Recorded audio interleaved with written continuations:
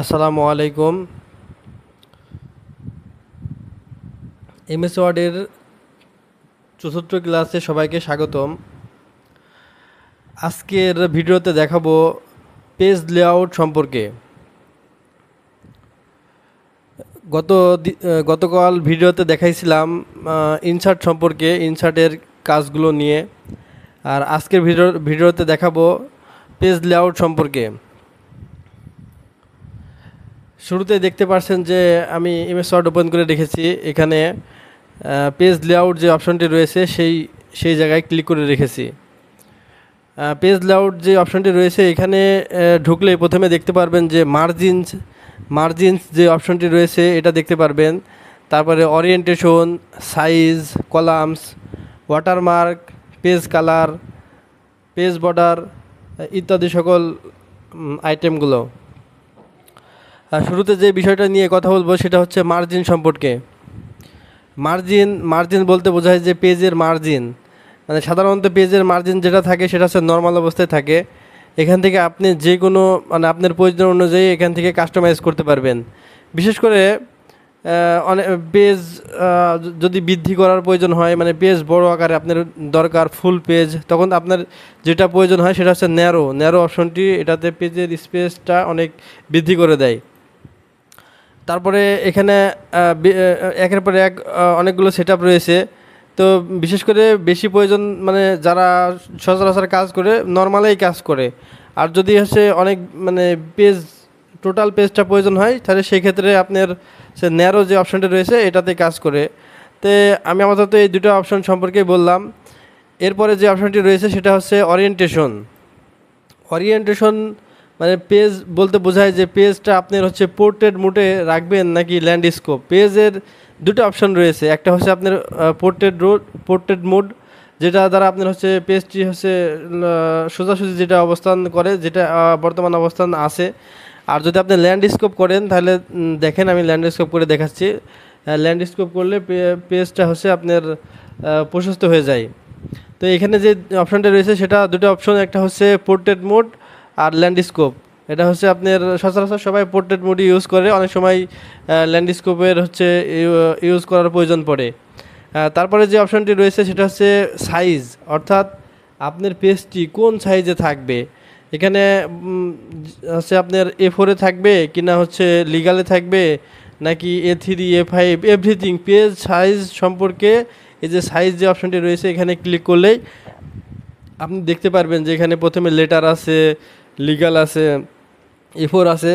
কিন্তু সচরাচর আমরা যেই পেজ নিয়ে কাজ করি অধিকাংশ পেজগুলোই A4 সাইজে হয়ে থাকে। তাই আপনারা যখন কাজ করবেন তখন হচ্ছে A4 যে অপশনটি রয়েছে এটাকে ক্লিক করে নেবেন।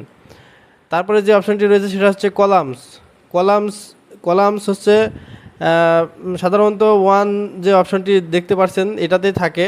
কিন্তু অনেক সময় হয় কি যে আপনার একটি লেখা আপনি হচ্ছে 2 কলামের প্রয়োজন পড়ে, মানে একটা লেখা লিখছেন, লিখার পরে আপনাকে এটা হচ্ছে 2 কলামে প্রয়োজন পড়ে। আমি বোঝার ক্ষেত্রে 2-3টা লাইন লিখে আপনাদের হচ্ছে দেখাচ্ছি যে 2-3টা লাইন লিখে কিভাবে কলামের কাজটা করা হয়। 2-3টা লাইন করে দেখাচ্ছি। যখন আপনি দেখছেন যে এই যে লাইন টু লাইন এটা 4 লাইনে হয়ে গেছে, এটা এখন হচ্ছে আমি আমাদের স্পেস কমানোর ক্ষেত্রে লাইনটা 2 লাইনে করে দেবো। তখন কি করব, এটা আমরা সিলেক্ট করব। সিলেক্ট করার পরে এখানে যে 2 কলাম আছে, 2 কলাম করলে এই যে এখানে যে 2 কলাম আছে, এই যে সিলেক্ট করলাম। সিলেক্ট করার পরে 2 কলাম অপশন,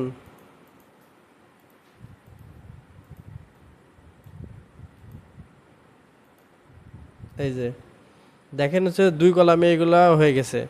তো এটা অনেকে আছেন যারা হচ্ছে অনেকগুলো পয়েন্ট আকারে লিখেন, যা একটা পয়েন্ট দিতে গেলে অনেক পেজ স্পেস লাগে, যার কারণে হচ্ছে 2 কলাম বা 3 কলাম, এখানে যে কোনো কলাম আছে এখানে এই হচ্ছে আপনার 2 কলাম আছে, 3 কলাম আছে। এখান থেকে আপনি দেখে আপনার যে কলামের প্রয়োজন হয়, অথবা 1 কলামে যদি রাখতে চান তাহলে 1 কলামে রাখতে পারবেন।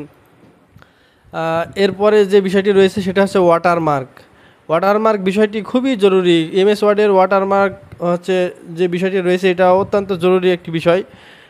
কারণ আপনার যে একটা পেজ বা একটা হচ্ছে ডকুমেন্ট আপনি তৈরি করছেন, এই ক্ষেত্রে আপনার যে নিজে তৈরি করছেন সেই ডকুমেন্টটা রাখার জন্য এই যে ওয়াটারমার্ক দিয়ে দেওয়া হয়, যে আপনার পেজের মাঝ বরাবর যে আপনার নাম অথবা যে কোনো ডকুমেন্ট লিখে দেওয়া হয়, যার কারণে বোঝা যায় যে এটা আপনার হাতের তৈরি বা আপনি তৈরি করেছেন। তো ওয়াটারমার্কটা কীভাবে দিবেন সেটা আমি দেখাচ্ছি। ওয়াটারমার্কে দেওয়ার জন্য ওয়াটারমার্কে ক্লিক করলাম। ক্লিক করার পরে এখানে যে কাস্টম ওয়াটারমার্ক যে অপশানটি রয়েছে এটাতে ক্লিক করলাম। ক্লিক করার পরে এখানে আপনি এভরিথিং যা কিছু দিবেন, ধরেন এটা যেটা দিয়ে আছে আমি এটা দিয়ে দেখাচ্ছি। এই যে পেজের মাঝ বরাবর যে ASAP যে লেখাটা রয়েছে এটাই ওয়াটারমার্ক। এবং ওয়াটারমার্ক অনেক সময় হয় কি যে ওয়াটারমার্ক আপনি একটা দিয়ে ফেলেছেন, ভুল হয়ে গেছে, আপনি ওটা রিমুভ করবেন কি করে, সেই বিষয়টাও দেখেন। যে ওয়াটারমার্ক রিমুভ করার জন্য প্রথমে আমার হচ্ছে সেম প্রসেসে ওয়াটারমার্কে ক্লিক করলাম। ক্লিক করার পরে যে রিমুভ ওয়াটারমার্ক যে অপশানটি রয়েছে এটাতে ক্লিক করলেই ওয়াটারমার্ক কি রিমুভ হয়ে যাবে। এই গেল ওয়াটারমার্কের কাজ। আরও এটা সাধারণ ধারণা দিচ্ছি, ওয়াটারমার্কের ক্ষেত্রে আরও বিভিন্ন ধরনের বিষয়গুলো জানার প্রয়োজন আছে। তারপরে যেই হচ্ছে অপশানটি রয়েছে সেটা হচ্ছে পেজ কালার। পেজ কালার যে অপশানটি আছে এটা পেজ, এই যে দেখাচ্ছি আপনাকে পেজ কালার। আপনার বর্তমানে আমার পেজটি হোয়াইট আছে, হোয়াইট। এই যে আমি এখন ক্লিক করলাম, রেড হয়ে গেল, ইয়েলো করলে ইয়েলো, ব্ল্যাক করলে ব্ল্যাক। মানে এটা হচ্ছে পেজটা আপনার যে পেজটা রয়েছে সেই পেজটা কালার হবে এটা। তারপরে যে অপশানটি রয়েছে সেটা হচ্ছে পেজ বর্ডার। এটা হচ্ছে খুবই প্রয়োজনীয় একটি আইকন। পেজ বর্ডারটা প্রয়োজন হয় বিশেষ করে যখন হচ্ছে আমরা একাধিক পেজ লেখার প্রয়োজন হয়, তখন পেজ বর্ডারটা দিই, বা সৌন্দর্যের ক্ষেত্রে। এই যে দেখেন আমি একটা পেজ বর্ডার দিয়ে দেখাচ্ছি। দেখেন পেজ বর্ডার দেওয়াতে পেজটার একটা সৌন্দর্য চলে আসছে।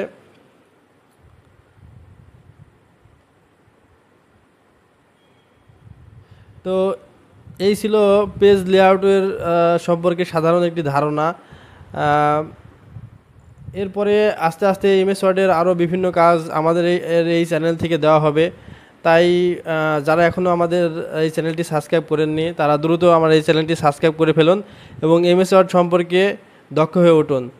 আর যারা হচ্ছে এমএস ওয়ার্ড সম্পর্কে বিভিন্ন জটিলতা ফেস করছেন, কোনো কাজ পারছেন না বা শিখতে চাচ্ছেন, তারা আমার এই ভিডিওর কমেন্ট করুন এবং আমি আপনাদের চাহিদা অনুযায়ী ভিডিও তৈরি করে দেব।